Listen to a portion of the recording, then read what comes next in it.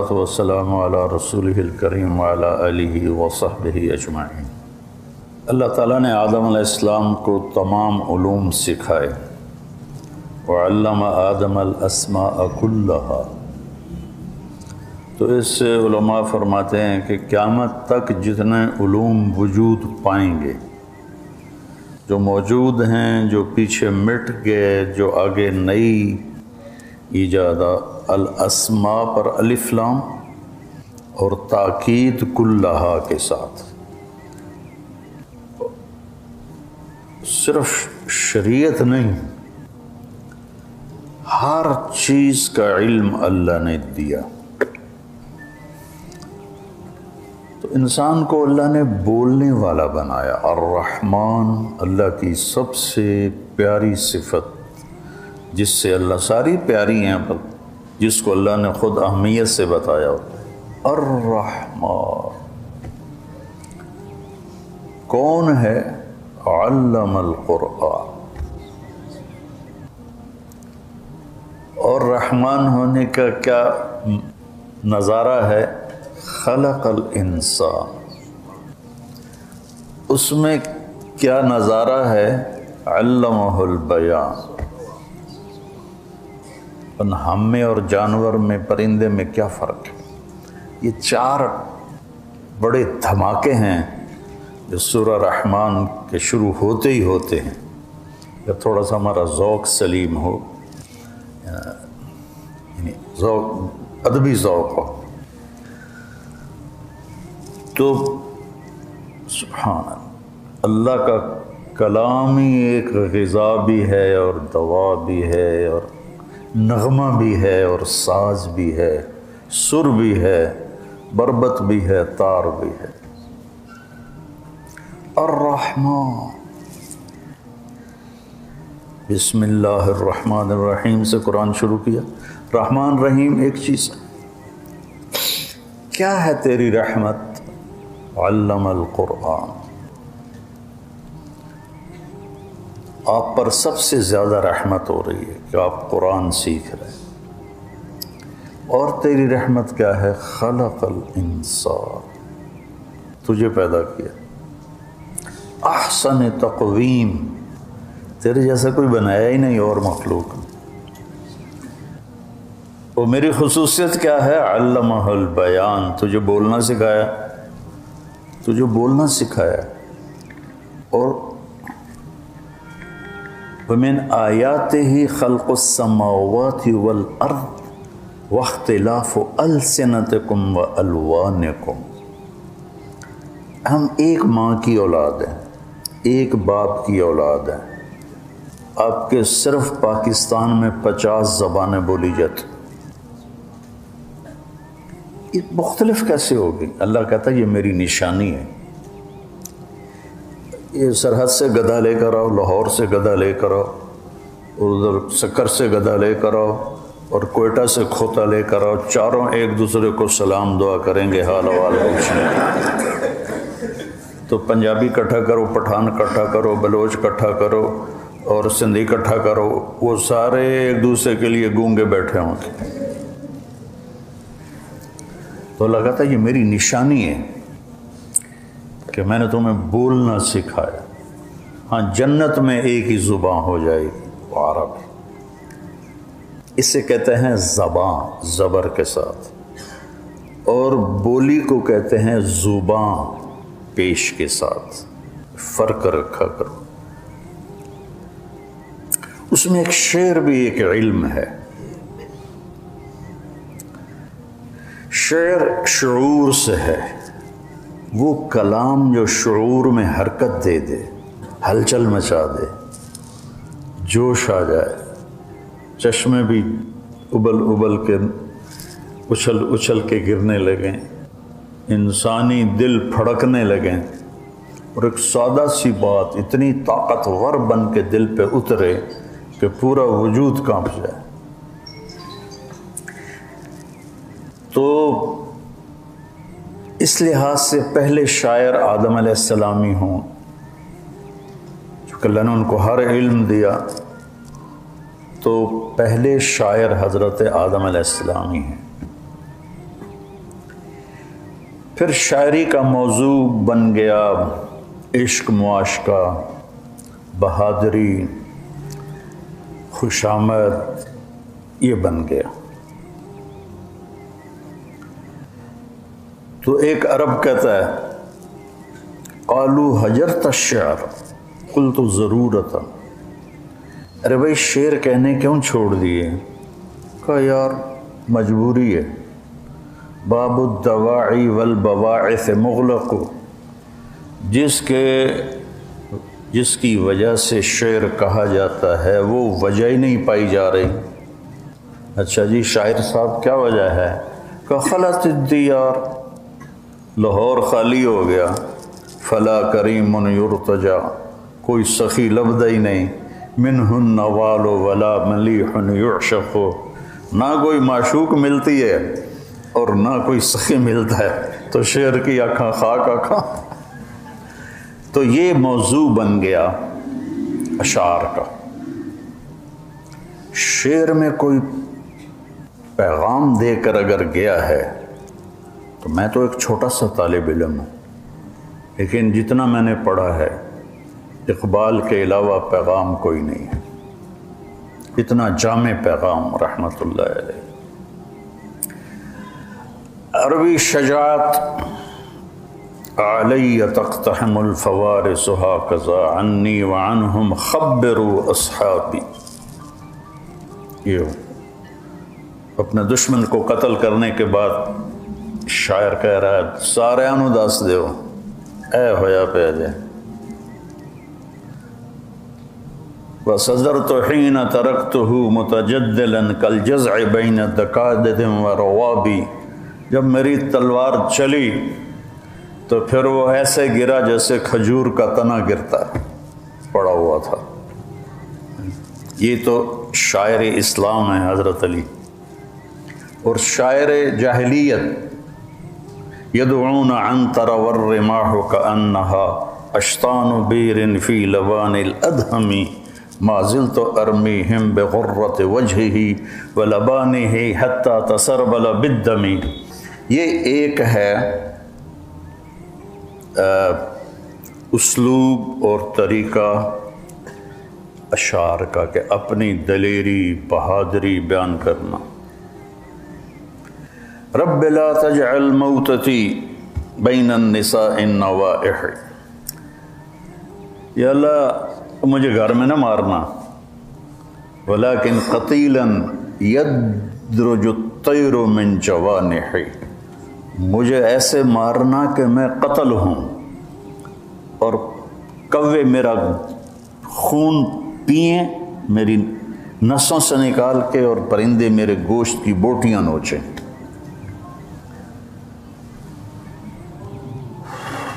اس پر دیوان بھرے پڑے ہیں۔ پھر خوش آمد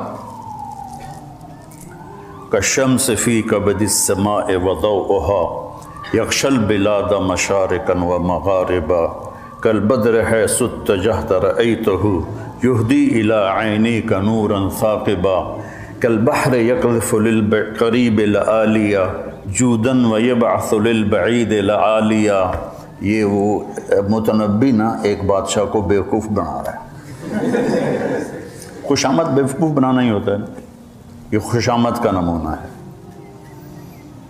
پھر عشق، محبت، ابو نواس کہتا ہے وقف الحوا بی حیث انت فلیس لی متأخر عنہ ولا متقدم، میری محبت نے مجھے وہاں پہنچا دیا ہے جہاں سے آگے کوئی مرتبہ اور مقام ہی کوئی نہیں۔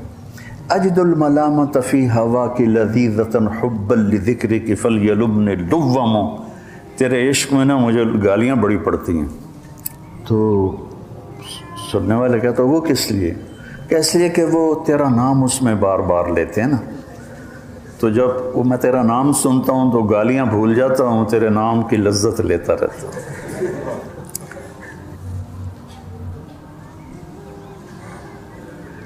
اس پر سارا زور لگا ہے شعراء کا۔ اب ہم آتے ہیں اقبال کی شاعری کی طرف۔ کہ اقبال نے بڑی تھوڑی عمر پائی، 61 سال، 61 سال کی عمر پائی. 1877 میں پیدا ہوئے, 1938 میں انتقال ہوا. ہماری جماعت گئی 96 میں انڈونیشیا. اس وقت جنرل حبیبی صدر انڈونیشیا تھا, تو اس سے ملنے گئے تو اس نے کہا,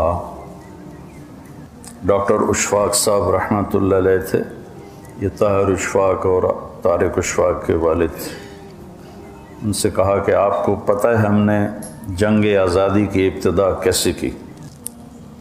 میں نے کہا یہ ہماری تو پہلی ملاقات ہے. کہا آپ کے اقبال کی شاعری اور آپ کے لیڈر محمد علی جناح رحمۃ اللہ علیہما, اس کی تقریریں اور ان کی شاعری کو ہم نے انڈونیشین زبان میں ٹرانسلیٹ کروایا اور پھر اپنے قوم کو اس پر اٹھایا اور ابھارا اور پورا ملک آزاد کروا لیا. یہاں اب تو خیر سب کچھ چلا گیا, یہاں والوں کو نہیں پتہ اقبال کون ہے, تو باہر کسی کو کیا پتہ ہوگا. محمد علی جناح کون ہے, باہر والوں کو کیا پتہ ہوگا. انہوں نے بیٹا پیغام پہنچایا اور بڑی زندگی کے آخری 30 برس پہلے ان کا ذہن اور تھا. انگلینڈ گئے پڑھنے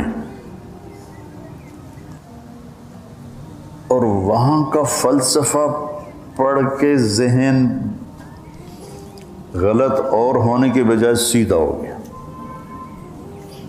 تو انہوں نے اپنے نبی کو پڑھا, قرآن کا مطالعہ کیا, اور پھر ان کے منہ سے الفاظ نہیں پھول گرتے تھے اور شعلے کبھی بھڑکتے تھے.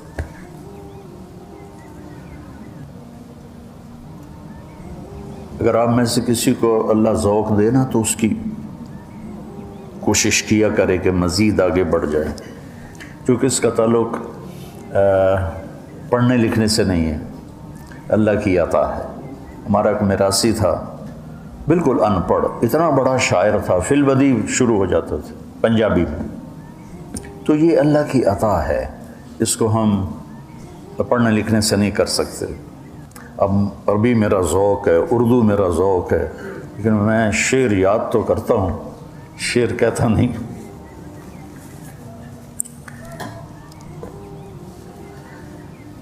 اقبال رحمۃ اللہ علیہ نے امت کو پیغام دیا, امت کو جگایا, امت کو حوصلہ دیا, قرآن کے پہلوؤں کو, سیرت کے پہلوؤں کو شاعری میں ڈبو دیا. اور مولانا علی میاں رحمۃ اللہ علیہ فرمایا کرتے تھے کہ اقبال کی فارسی کی شاعری اردو شاعری سے بھی, ان کی اردو شاعری سے بھی زیادہ بلند ہے.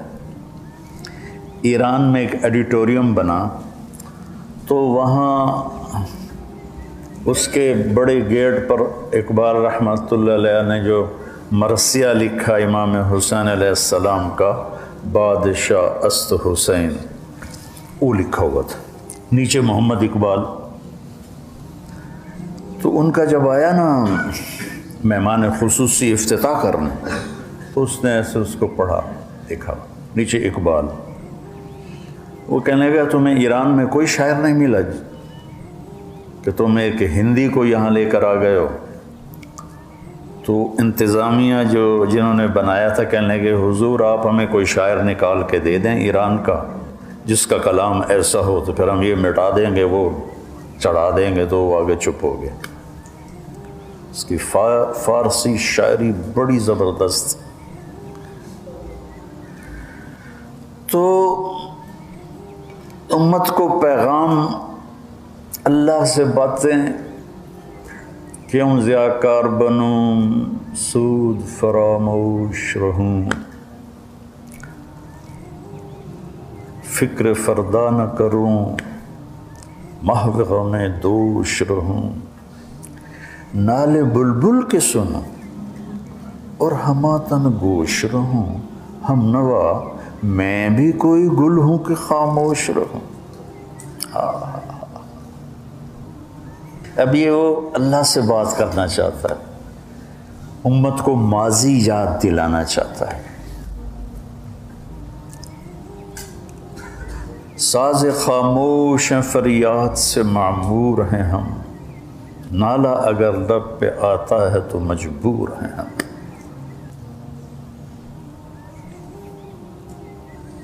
کہتا ہے ہماری صدائیں گونجتے گونجتے گونجتے گونجتے ہمارے سازوں کے تار ہی ٹوٹ گئے، تو ہم ساز خاموش بن گئے۔ لیکن پھر بھی اگر زبان پہ آہ آتی ہے تو ہم مجبور ہیں۔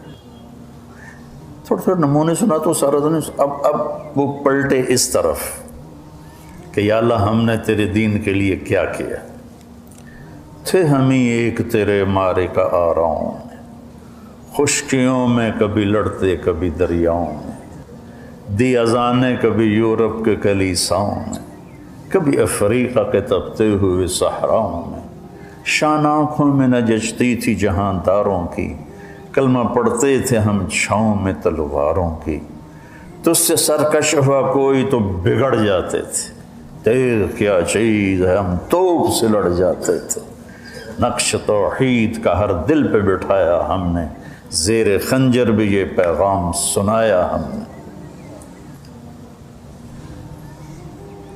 کیا شاعری!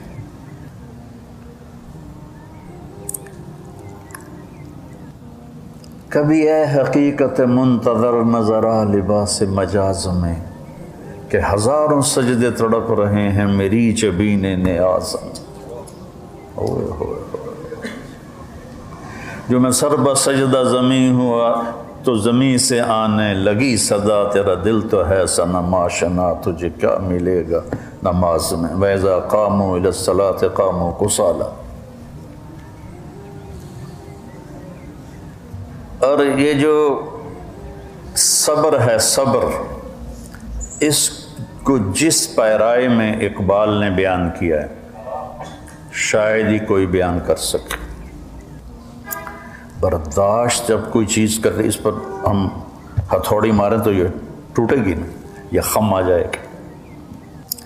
برداشت آدمی کو توڑ دیتی ہے، اور خاص طور پر لوگوں کے رویے وہ انسان کو چور چور کر دیتے ہیں۔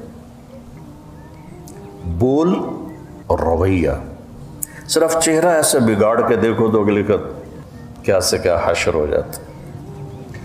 تو اب اس نے کہنا یہ تھا کہ صبر کرو، جیسے اللہ نے کہا یا ایھا الذین آمنوا اصبروا وصابروا ورابطوا لعلکم تفلحون۔ لیکن انہوں نے کیا کہا؟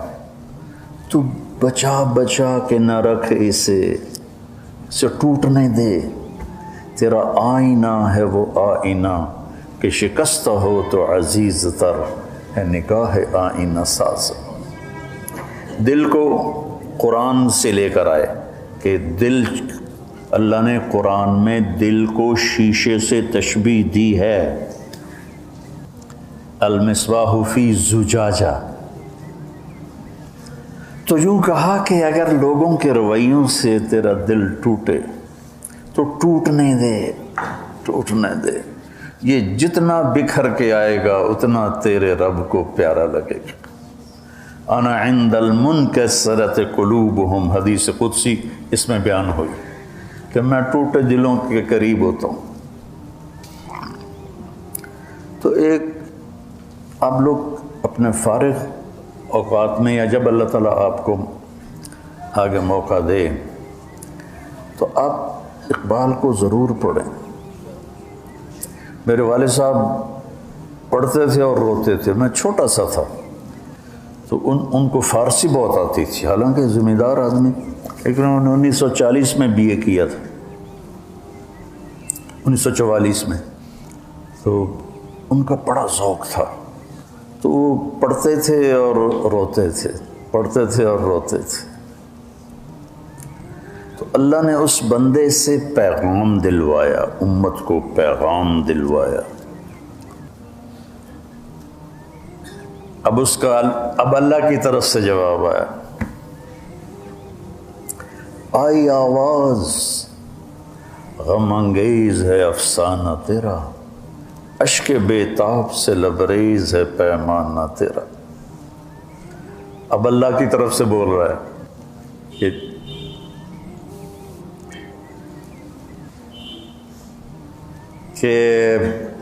میرے گلے کے بدلے میں جواب آیا، ہاں میرے بندے واقعی بڑی دکھی کہانی ہے تیری، اور بڑے بےتاب آنسوؤں میں بھیگی ہوئی ہے کہانی تیری، لیکن ہم کیا کریں، ہم تو مائل بکرم ہیں، کوئی سائل ہی نہیں، راہ دکھلائیں کسے راہ رو منزل ہی نہیں، تم ترستے ہو کلی کو وہ گلستاں با کنار۔ ایک مصرع ہے یہ، تو وہ پھر جواب شکواتا ہے کہ میں تو دینے کو تیار ہوں، آؤ تو صحیح، ہم تو مائل بکرم ہیں، آ جاؤ، کوئی مانگے تو صحیح، کس سے راہ دکھلاؤں، کوئی راہ ڈھونڈنے والا، کوئی راہ کا تلاش کرنے والا کسی رہبر کی تلاش میں ہو تو میں راستہ دکھلاؤں۔ تمہارے بڑوں نے باغات کو ٹھوکر مار دی اور تم چند کلیوں پہ بک جاتے ہو، تم ترستے ہو کلی کو وہ گلستاں بکنار۔ ہائے میرے بچوں، یہ دو بڑے محسن لوگ گزرے ہیں پاکستان کے۔ 1938 میں ان کا انتقال ہوا۔ 1930 میں الہ آباد میں انہوں نے سب سے پہلے ایک الگ ملک کا تصور پیش کیا کہ ہمیں ایک الگ ملک چاہیے جس میں مسلمان، ان کا تو تصور بہت عالی شان تھا، انہیں کیا خبر تھی کہ ادھر بھی وہی کچھ ہوگا جو وہاں ہو رہا ہے۔ اس وقت جو ہماری قوم کر رہی ہے، یہ سب حکومتوں کو گالیاں نکالتے ہیں، تجھے کیوں فکر ہے اے گل دل صد چاک بلبل کی، تو اپنے پیرہن کے چاک تو پہلے رفو کر لے، کہ اپنے سے شروع کرو۔ تمنا آبرو کی ہے اگر گلزار ہستی میں، تو کانٹوں سے الجھ کر زندگی کرنے کی خو کر لے۔ چوپڑیاں کھاون نال نہیں انسان ترقی کرتا، سنوبر باغ میں آزاد بھی ہے پابگل بھی ہے، انہی آزادیوں انہی پابندیوں میں زندگی کرنے کی خو کر لے۔ ان کی شاعری میں فارسی الفاظ بھی بہت ہیں اور عربی الفاظ بھی بہت ہیں، تو مشکل ہوتا ہے۔ تو اب وہ ایک کیا خوبصورت ان دو شعروں کی بات کر کے پھر میں بس کرتا ہوں۔ اگر دنیا میں عزت کے ساتھ رہنا ہے تو پھر روٹی کے غلام نہ بنو، پیسے کے غلام نہ بنو۔ اب اس کے ساتھ بخاری کی حدیث جوڑو، تعس عبد الدینار وعبد الدرہم وعبد القطیفہ، برباد ہو گیا سونے کا غلام اور چاندی کا غلام اور زیب و زینت کا غلام برباد ہو گیا، تو کانٹوں سے الجھ کر زندگی کرنے کی خو کر لے۔ یہاں تم عیاشی کر بھی نہیں سکتے، موت ہے پیچھے لگی ہوئی، بیماریاں لگی ہوئی۔ اب رانا صاحب چاہیں گے کہ ان کے منہ میں یہ پائپ لگا رہے، یا میں چاہوں گا کہ مجھے ہارٹ اٹیک ہوتا اور مجھے سٹنٹ پڑتے؟ تو کہا یہاں مشقت کے لیے آئے ہو، یہ کانٹوں بھرا راستہ ہے، تو کانٹوں سے الجھ کر زندگی کرنے کی خو کر لے۔ ہمارا معاشرہ پیسے پہ بک گیا اور فحاشی پہ فروخت ہو گیا، بے حیائی کلچر بن گئی۔ اور پھر آگے کیا خوبصورت تشمیع دی ہے، بوہڑ کا درخت دیکھا آپ لوگوں، کتنا بڑا ہوتا ہے، کتنا پھیلتا ہے. ہمارے وہاں قدیم گاؤں میں ایک بوہڑ ابھی تک ہے، باقی تو کٹ کٹ آ گئے. وہ ایسے تمہاری یہ جو مسجد ہے نا، اس کا یہ اندر ہال، اس سے بھی زیادہ اس کا پھیلاؤ ہے. وہ کیا کرتا ہے، وہ اپنی جو شاخیں ہیں نا، اس سے شاخیں نیچے لاتے لاتے لاتے زمین میں گاڑ دے کر دیتا ہے اور اس سے بھی جڑ بنا دیتا ہے. میرے شعر کی تشریح کے بعد دیکھنا جا کے. صنوبر کہتے ہیں کس کو؟ تو اس کی ایسے جڑیں ہوتی ہیں اور وہ پھر اس کو طاقت ملتی ہے اور وہ پھیلتا ہے پھیلتا ہے پھیلتا ہے پھیلتا ہے پھیلتا ہے. باقی کوئی درخت ایسے نہیں پھیلتا. وہ کہہ رہے ہیں تو مسلمان ہے، اسلام کی پابندیوں میں آ جا. چونکہ تم بوہڑ کے درخت کو دیکھو تو وہ آزاد بھی نظر آتا ہے، او جا رہا ہے او جا رہا ہے، لیکن نیچے دیکھو تو پابندیوں میں جکڑا ہوا ہے. تو اگر تم دنیا میں عزتیں آزادی چاہتے ہو تو محمد مصطفیٰ کی غلامی میں اپنی جڑوں کو پیوست کر دو. کی محمد سے وفا تو نے تو ہم تیرے ہیں، یہ جہاں چیز ہے کیا لوح و قلم تیرے. اور پھر اپنا درد بھرا دکھڑا انہوں پتہ ہی کسی نے پتہ ہی نہیں ہونا کہ شکوہ جواب شکوہ بھی کوئی شے ہے.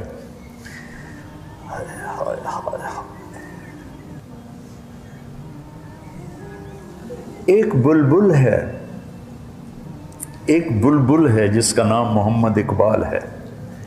ایک بلبل ہے کہ محو ترنم اب تک وہ اپنے نغمے الاپ رہا ہے. اس کے سینے میں ہے نغموں کا تلاطم اب تک، اس کے سینے میں نغمے ابلتے ہیں مچلتے ہیں. قید موسم سے رہی آزاد رہی طبیعت اس کی، نہ اس نے بلبل نے کبھی خزاں دیکھی. وہ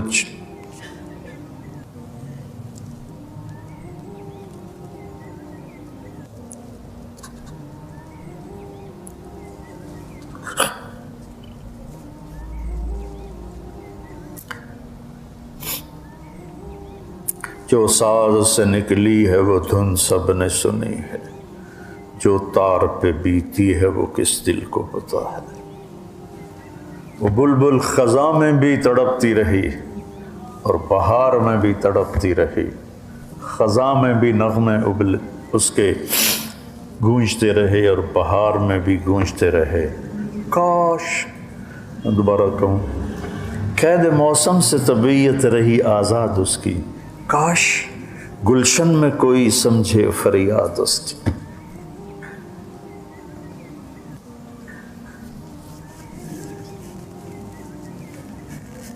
میں نے کبھی اس مضمون پہ بات نہیں کی، نہ کبھی کچھ پڑھا.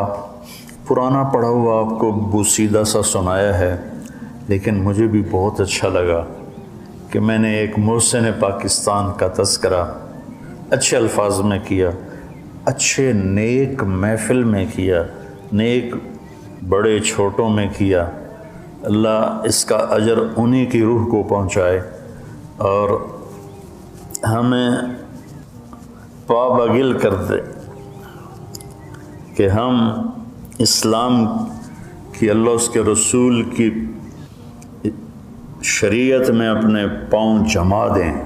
پھر ہم ایسے پھیلیں گے، ایسے پھیلیں گے، ایسے پھیلیں گے، ایسے پھیلیں گے.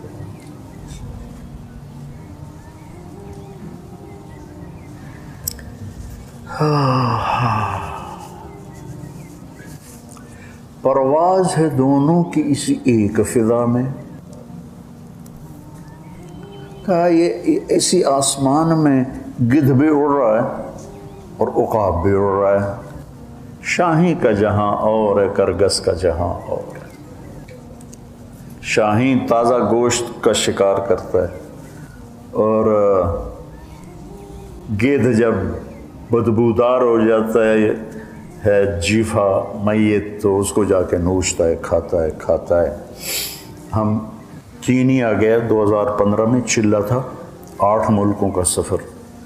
تو میں نے کہا یار جنگل بھی دکھا دو، پتہ نہیں دوبارہ آنا تک. تو وہاں سے ہم نے 2 گھنٹے کی فلائٹ لی. چھوٹا سا جہاز تھا 14 سیٹوں کا، تو اس میں ہم جنگل میں گئے. اس کے اندر 3 ایئرپورٹ تھے کچے. تو پہلے ایئرپورٹ کے ساتھ ہوٹل، دوسرے کے ساتھ ہوٹل، تیسرے کے ساتھ ہوٹل. کچھ مہمان پہلے ہوٹلوں کے، کچھ درمیان، کچھ آخر. تو میں نے تینوں دیکھے. چونکہ میرا ہوٹل تیسرے ایئرپورٹ پر تھا، تو وہ پہلے پہ اس نے ہمیں اتارا، دیکھا، دوسرے پہ اتارا، پھر تیسرے پہ اتارا. تو ہم یہ جو میریٹ ہوٹل ہے وہاں خیمے بنے ہوئے ہیں. وہ ہوٹل خیمے لیکن بڑے محفوظ، جنگلے لگے ہوئے تاکہ کوئی جانور نہ. تو ہم صبح نکلے جنگل کو دیکھنے کے لیے، گائیڈ ہمیں لے کے چلا. تو بہت کچھ دیکھا، لیکن جو اس شعر کی مناسبت سے مجھے یاد آیا ہے کہ پرواز ہے دونوں کی اسی ایک فضا میں، کرگس کا جہاں اور ہے جہاں شاہی کا جہاں اور. کہ ایک وہ تھے جنہوں نے اللہ کو راضی کیا، ان کی دنیا اور تھی. ایک آج ہیں جو کہتے ہیں پیسے کے بغیر کوئی زندگی نہیں، ان کی دنیا اور ہے. تو میں نے ایک جگہ دیکھا، ہم جا تو کہیں اور رہے تھے لیکن میں لیفٹ سائڈ پر تھا، تو میری ایسے نظر پڑی تو ایک بیٹھا ہوا تھا گدھ اور ایک عقاب. گدھ عقاب سے بڑا ہوتا ہے، وہ ایک ڈھانچہ پڑا ہوا تھا، ڈھانچہ پنجر، وہ انہوں کھدی جاندہ ہے. اور عقاب جو تھا نا وہ تازہ چائے کے مزے لے رہا تھا. میں نے کہا اے اقبال اللہ تیری قبر روشن کرے، کرگس کا جہاں اور ہے شاہی کا جہاں اور. تو بیٹا کرگس نہ بنو کہ دنیا کے دیوانے بن جاؤ، امتی بنو، فرقہ واریت سے نکلو، داعی بنو. مدرسوں کی کمی نہیں ہے، ضرورت سے زائد ہیں، ضرورت سے زائد ہیں. لیکن جیسے جوان پیدا کرنے ہیں اس میں نتیجہ بہت تھوڑا ہے. میں چاہتا تھا یا اللہ میرے ذریعے سے ایک ایسی نسل تیار کر جو امتی ہوں، جو بندی بریلویوں کے لیبل نہ ہو، اہل حدیث کے لیبل نہ ہو، امتی ہوں، جو داعی ہوں، جو اللہ کے پیغام کو لے کے پھرنا اپنی سعادت سمجھیں. کبھی عرش پر، کبھی فرش پر. یہ تو پروین شاکر کا قریب کی شاعرہ ہے. کبھی عرش پر، کبھی فرش پر، کبھی ان کے در، کبھی در بدر. میں عاشقی تیرا شکریہ، میں کہاں کہاں سے گزر گیا. وہ تو کہتی میں کہاں کہاں سے گزر گئی، میں نے اس کو یا کر دیا ہے کیونکہ میں تو اپنی زبان میں کہتا ہوں. میں اس کے لیے بھی یقین مانو اصال ثواب کرتا ہوں. مجھے اس کا یہ شعر اتنا پسند ہے. کبھی عرش پر، کبھی فرش پر، کبھی در بدر، کبھی ان کے در. ہمیں عاشقی تیرا شکریہ، میں کہاں کہاں سے گزر گیا. تم داعی بنو، تم امتی بنو.